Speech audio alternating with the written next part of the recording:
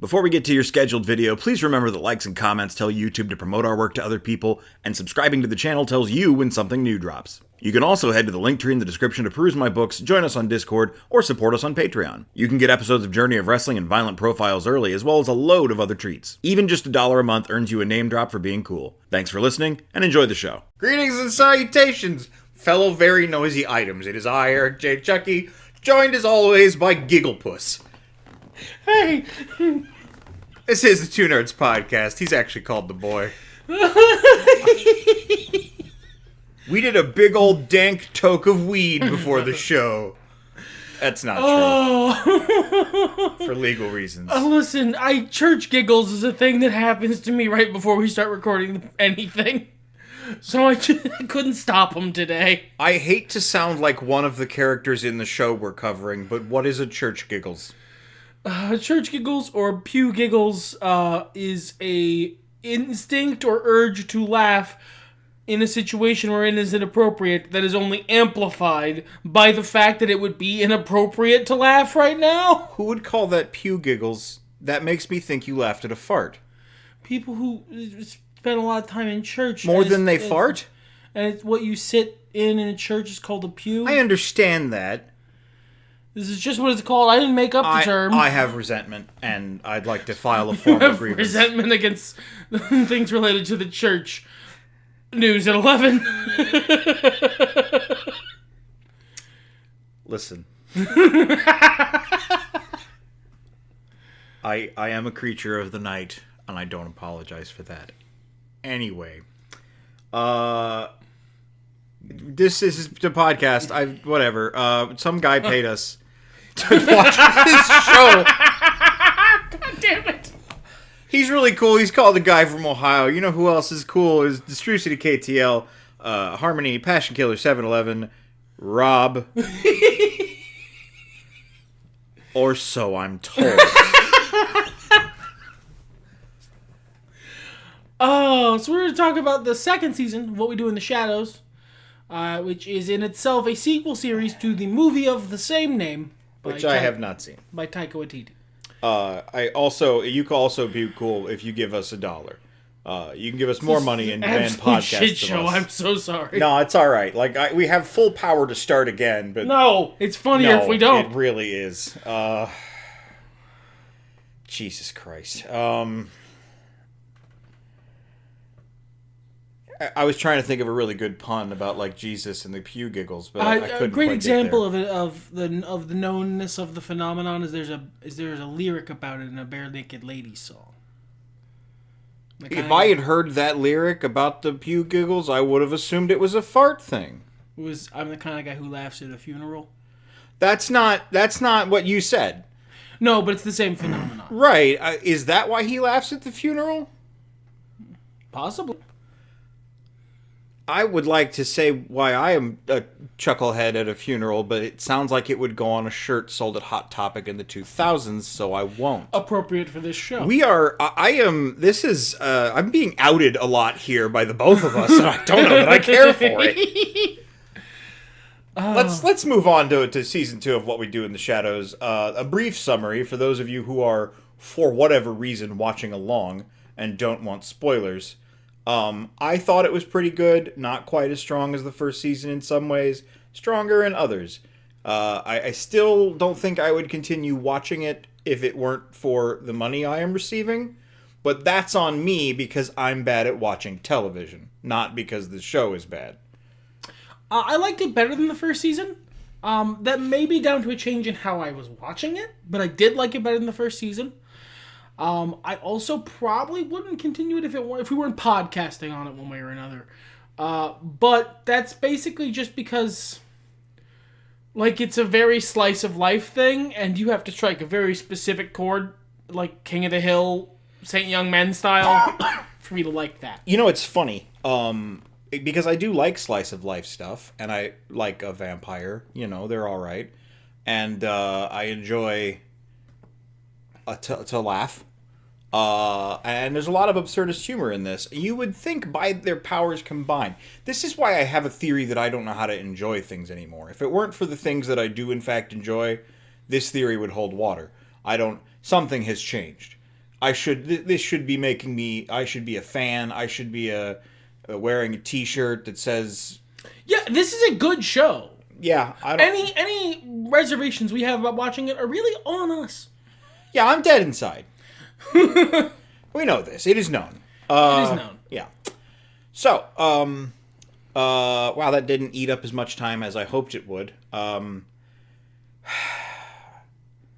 It's been a while for me since I watched this. In fact, I forgot that episode 1 was from this season because, like, I watched it almost a month ago. Right. And the rest I caught up 2 weeks ago, I think. But why don't you lead us off? It's fresher in your mind. The first episode is a wonderful appearance by Haley Joel Osment. One of those. He was a big name at one point. Everyone knew who that kid was. And then he did AI, and no one heard from him for like 10 years. And when he came back, he was just a guy. I find that interesting. That happens so much with child actors. Is they're a big phenomenon, and then, wow, there's a joke right here that I'm not gonna do. I'm not gonna do it, but if you know, it's topical. It's funny.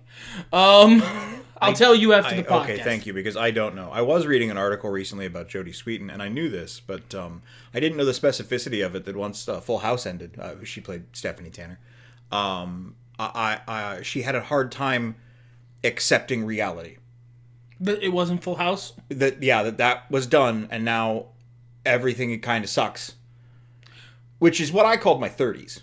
I mean, honestly, if you grew up... If you liked being a child actor, if it wasn't like a horror show of endless suffering for you, as it is for lots of them, I could really see that being the case. Because, like, your life goes from being amazing and wonderful and an adventure every day where you get to play pretend to just shitty. Yeah, and, like, it's not like she had gigs lined up afterwards. She pretty much just fell into medium drugs. That's unfortunate. The episode itself is really fun. Laszlo and Nadja. It has taken 2 full seasons of this show, but I know their names now. Which one's which? Laszlo is the horny one. Nadja is the horny one who's more European. All right. So they get a new familiar, and it's basically a little. It starts off as a like the new guy at the office is more beloved than the old guy who is exactly the same guy. That bit from Except like that the a new workplace guy's not comedy, putting forth any effort. right? Yeah.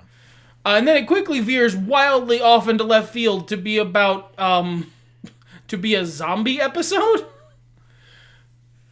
which I is appreciated very seeing- interesting. I appreciated seeing Benedict Wong. Yeah, Benedict Wong is fun. I like him. I want to see him and Samoa Joe in a buddy cop comedy. I'll take that. Yeah, that sounds Yeah. great. I think him doing scat whilst being a voodoo priest, as his like acknowledged in universe as him just scatting, was the funniest part of this episode. It's I liked they harped on the novelty license plate bit, and that sounds like sarcastic criticism. no, But that's it- exactly the sort of thing you would really Yeah, like. it was pretty is fun. that they just didn't let it go. Yeah. They went as you have said before. They did the rule of 5 instead of the rule of 3. Yeah. I don't often like the rule of 5. There's a reason 3 is the more widely accepted one. Well, yeah, but you enjoy the rule of 74. Yes, 5 is a middle ground that is an ashen waste. You gotta go further. I don't like suffering through 6 to 72. But the Those last two kind of ramp you back up. That is fair. I don't know, man. It was all right. It was funny. It was good. The next episode was a lot. I liked. There's a thing because like obviously you know the original movie. It's like a mockumentary. It's like a spoof. It's not. It's not serious, right? It's very comedic, It doesn't take the lore, the world building of this universe like super seriously, and the series follows on in that. It doesn't either. It's obviously the comedy comes first, and so it's very interesting that in the same episode that they established that the vampires don't believe ghosts are real, they also established that ghosts are definitely real. Yeah, it's like they follow it up with, well, I guess that's a thing now. And then the vampires are just like, okay. And they just move right along. That's just a part of the world now. I like that. Yeah. I like the nonchalance with which that is handled. You might have seen, you listener, and you, my mechanical companion, on the internet, a picture of the Workaholics whiteboard with, like, phrases and jokes and stuff you don't do for their script writing. Okay. And I like that a lot of times what we do in the shadows takes those basic concepts and plays them differently so they aren't as stupid. I have no idea what you're talking about. Oh, okay. Well, it's stuff like, he's right behind me, isn't he? Or, well, that happened. Oh, okay. It's insufferable people who don't like one-liners. Well, it's specifically those, like, really overused, this is in every sitcom, especially at the time where Workaholics was being, written. It had become a dead horse, as it were. Yes. And it doesn't take much to resurrect a good comedy idea, like a vampire. Yeah. Oh. I didn't do that on purpose. And it's nice to see them put just a little bit of effort into that, because that's what the whole finding out about ghosts being real thing is. It's one of those tropes that's on that whiteboard. I can't name it off the top of my head, but, you got Google. Actually, here, let me help. Okay, Google, search Workaholics whiteboard. And you're welcome. Does that still work? I don't know. My phone's not over here for once, so I can't tell. I don't have that shit on. It keeps trying to be like, set up Bixby, your helpful helper. You know I'm what? like, That's fair. It's probably I have to probably summon the demon Bixby, and that's never gonna fucking. I'm never gonna use Bubsy 3D. To help Although me I'll search. tell you, now that you have made it sound like Bixby is a demon, I am slightly more inclined to use it. Why don't you like this show? I don't understand. I like it. It's fine. I just wouldn't watch it, regularly. I don't know, man. I'm broken inside. We established. The only thing I really didn't like about the Ghost episode, other than the return of Jeff, but then he left again, so who cares? I like Jeff as a character. I do not like Nadja's bit with his name. It is my least favorite bit in the show. He's just kind of annoying for me. It was fine in the first season. He's fine as a character. The bit with his name is insufferable. I wasn't excited to see him back. I also was pretty unsteady about the doll thing. I thought it was going to be a lot worse than it ended up being. No, she just is another character now, and like a big one. But she's not like a principal character. No, and I appreciate that. She's about the level of character as their neighbor. Sure. Is that a segue? I believe so. Now we've violated the Workaholics whiteboard. Good. Topical, given the season, the neighbor is hosting a Super Bowl party, and the vampires come over to watch the Super Bowl. They do the what I imagine is about the same tier as all of the shit on that whiteboard joke of calling it the superb owl. Because and it was 2020 by this point. That joke was hella dated. Yeah, even then. Yeah. But they commit to it so hard that it comes back around. It's the genuineness with which they are excited to see the owl. Yes. And the crushing disappointment that the owl does not ultimately show up. I feel that way every time someone mentions the joke because I forget. And then I'm like, what owl thing's going on? And then I find out and I'm really upset. Which is why I have perhaps more venom for that joke than I should. It's okay. But much in the same way you were talking about earlier, they take a very dated kind of hacky joke and commit to it so hard that it works. Yeah. But in the process, they scramble the neighbor's brain. They hit him with the double hypnosis, and they turn his brain into mush. I don't even know that it was the double hypnosis. I think it was just Laszlo going, forget everything. I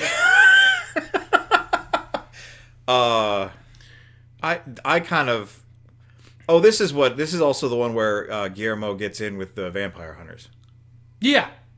Through the whole season, they established at the very end of the last season, they're going through a subplot of Guillermo is a very gifted vampire murderer. Because he found out at the end of last season. Spoilers. He was related to the Van Helsings, and throughout the whole season, he's murdering a bunch of vampires just sort of in the background. Mostly ones who are threatening the main cast. He still likes them. And he's still at this point in the season a humongous doormat for those ones. This episode felt like it went on for a long time. Although I think maybe that's because I had to restart it because I unexpectedly left the room in the middle and had to come back and was like, oh, I missed some shit. But it's still like a lot happened with what was supposed to be the final day of the neighbor. His big celebration and all the stuff going on with Guillermo, and then the side plot with the locket and the old woman. Yeah. This one's felt a little scrambled, as it were. It's all kinds of scrambling. This one was a lot more bits than it was a through line narrative, even though it had stuff that was mostly the Guillermo stuff that was important in the through line narrative in the rest of the season. I have way less complaints about the next episode, The Curse, which is the vampires receive a chain email that they must send to 10 people, and they don't know 10 people, which is something I can relate to. Am I a vampire?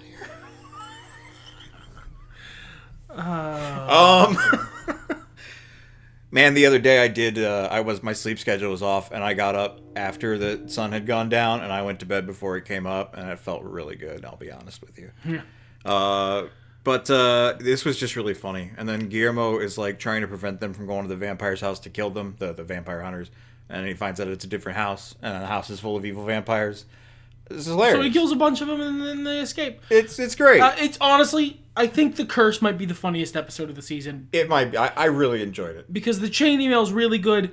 It has my favorite Colin Robinson bit in the series so far, or at least in this episode, where he clearly knows what's happening and both doesn't tell them and takes advantage of it.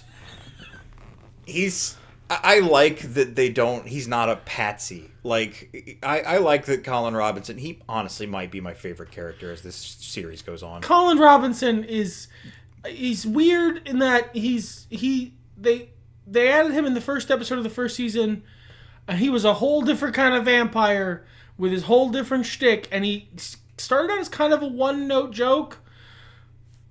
But, like, the longer he's around, the better that one joke gets. And it's also clearer and clearer that he is still a vampire. He still has the tendencies that are stereotypical of a vampire. The manipulation and the exploitation and the greed for power exceeding his grasp. Yeah. It's good. He's very funny. And luckily the next episode is all about him. You like this one a lot. I did. Colin's promotion was great. It wasn't funnier than The Curse, but it was really fun. Colin gets promoted at his job, and he becomes the most awful, toxic boss imaginable, and it gives him such power of petty tyranny that he gains superpowers. I like the B plot a little bit better. Nadja discovering that Nandor pillaged her village, and they have a fight about that. 100 years before she was born, yeah. She's still mad about it. It was just nice. I mean, it was a C plot. There was no B plot. A and B were Colin Robinson. It was all right though. I'm glad it was just one episode. I guess I didn't want this to be a thing.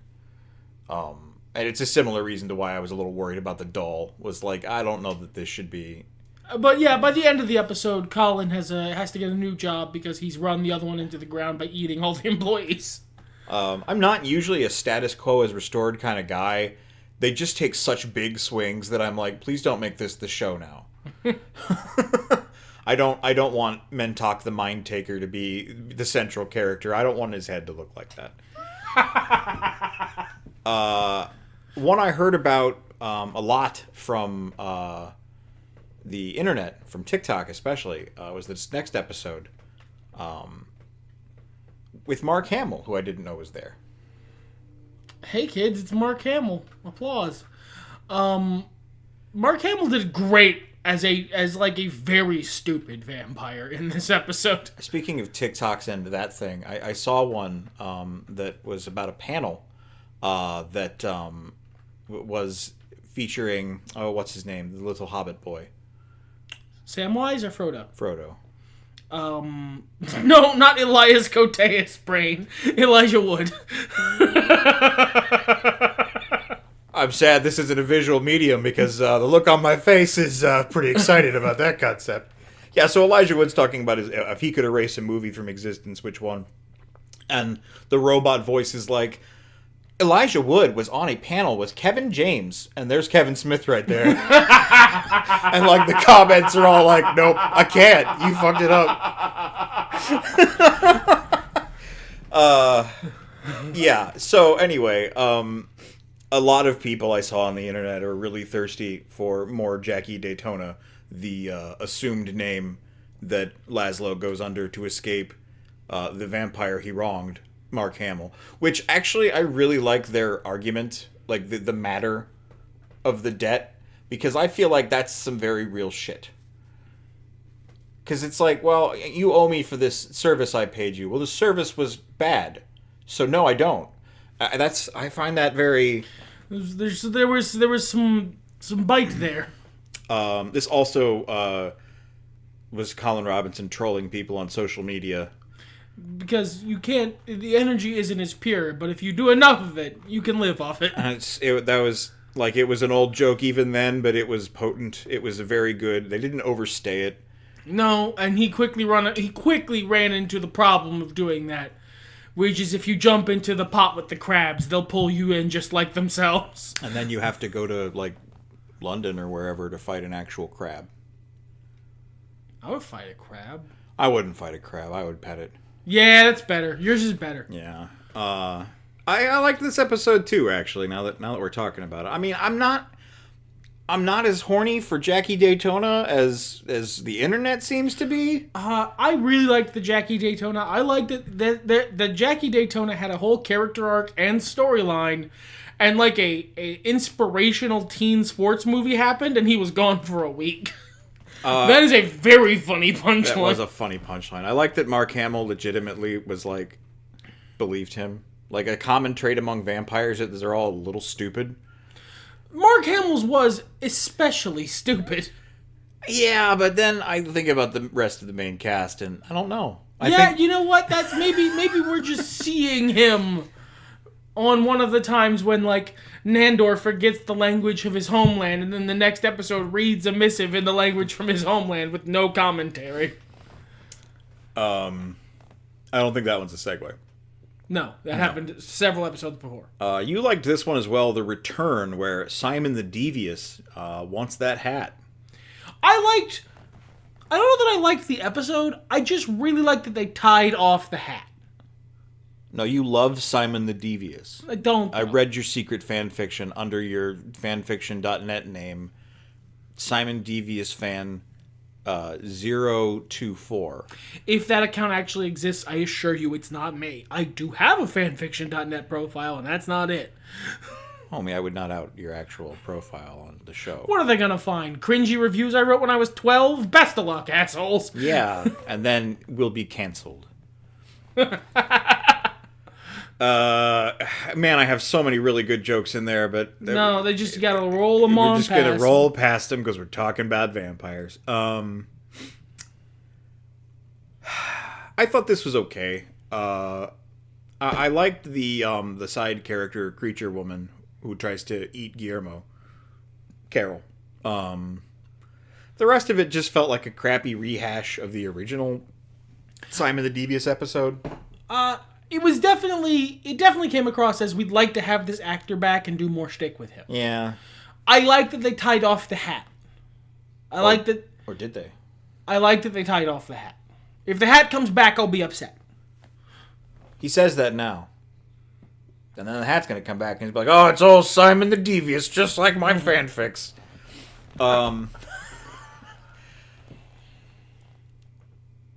Oh, no, I had that messed up. I apologize. The troll thing happened during the Simon the Devious episode.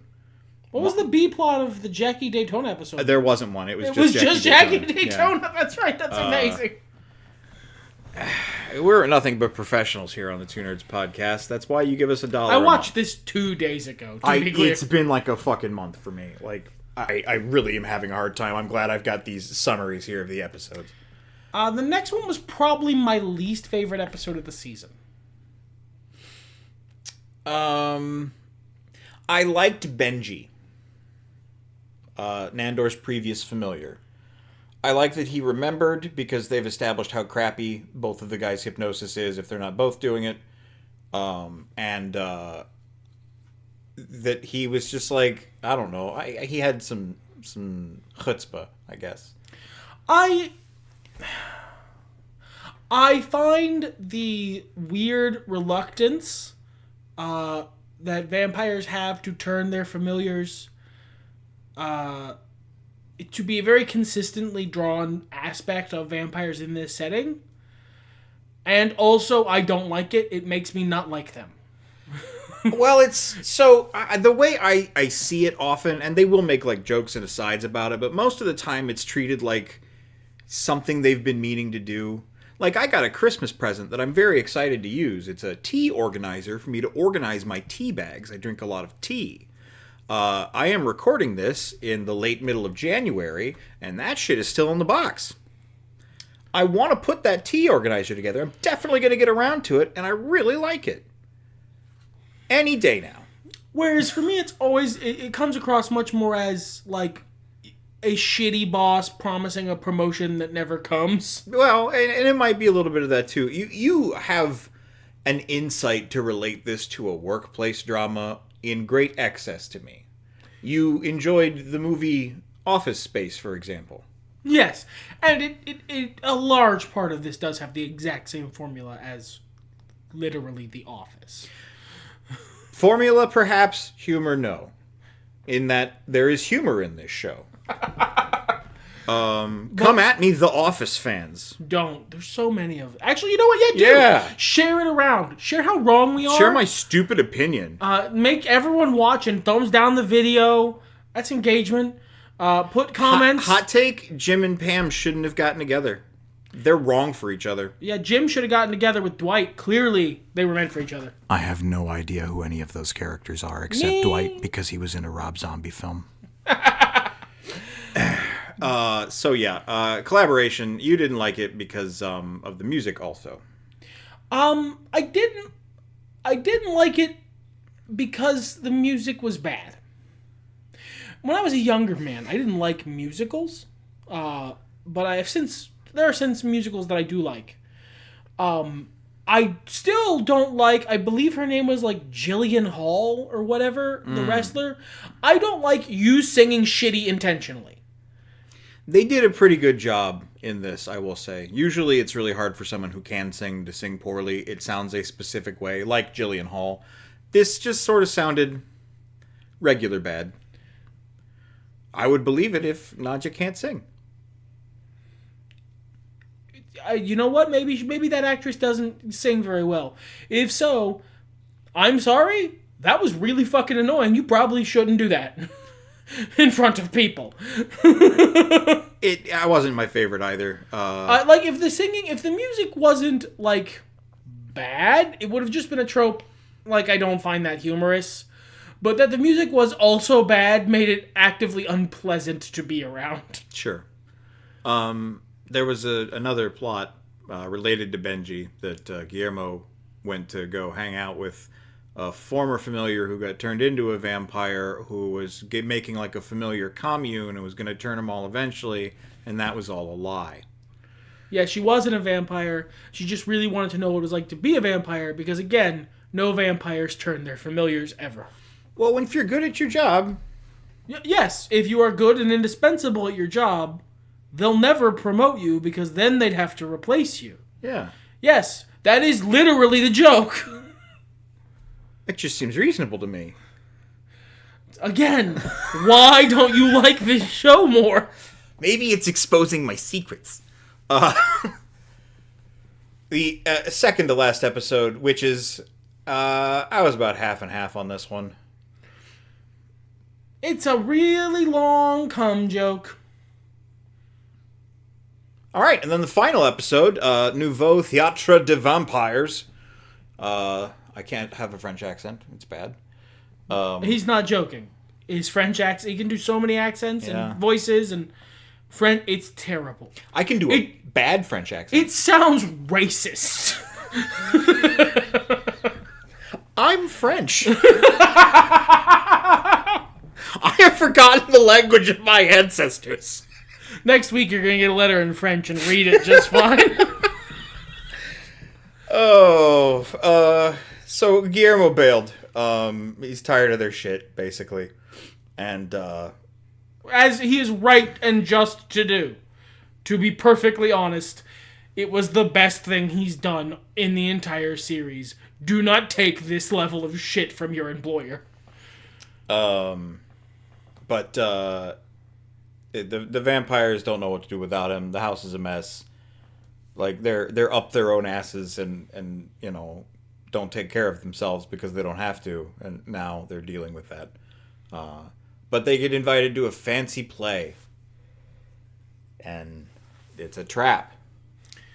I like that they show the little invitation and it's like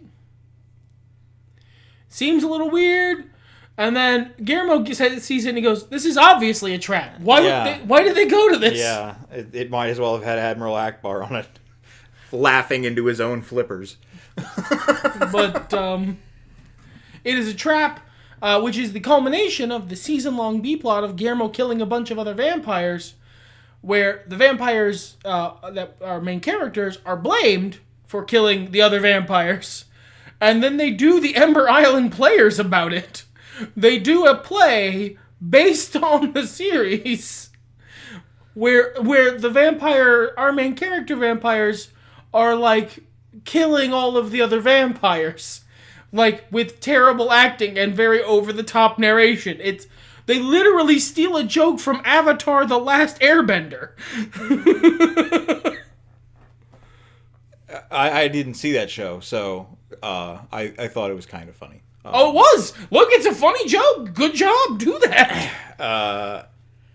Honestly, I feel like this season, I think maybe why my negative-ish opinion of it, that I don't think it's as good as the first season, is that it wound down harder. The quality, or at least my interest in what was going on, It peaked early. in the middle, and then, like, I didn't care. You don't like this care. episode? It was okay. There were good jokes. There were funny bits. Like, that's the thing, is that there is a level, like a floor of quality to this show that is pretty consistent. They might dip, but it's almost always at an acceptable level. I have not run across a not funny episode of this show. Sure. Like, no episode of this show has resounded in not funny, didn't laugh. I don't think there's been a single episode that I categorically would not watch again. Yeah, same. Even the ones that I like the least are still pretty okay. Yeah. Now, after the next viewing, I might go, okay, that was enough. But, like, in large part, it's a good show. It's entertaining. It's funny. The actors are charismatic, and I like them. But, you know, we are measuring this in part on the merit of the plots, of the characterizations, of what is unraveling, the consistency of the jokes. And it didn't hold up for me. It peaked as well. earlier. Yeah, it peaked, and it just never came back to that Whereas, like, the last point. episode of the last season had the Vampire Council. And there were a lot of really funny references in that, and a lot of guest actors that I really liked. Also, Wesley Snipes. He was really good. But yeah, any further thoughts on the show that you would like to say on season 2 as we continue? There'll be a season 3 next month. I'm kind of excited to see where things go.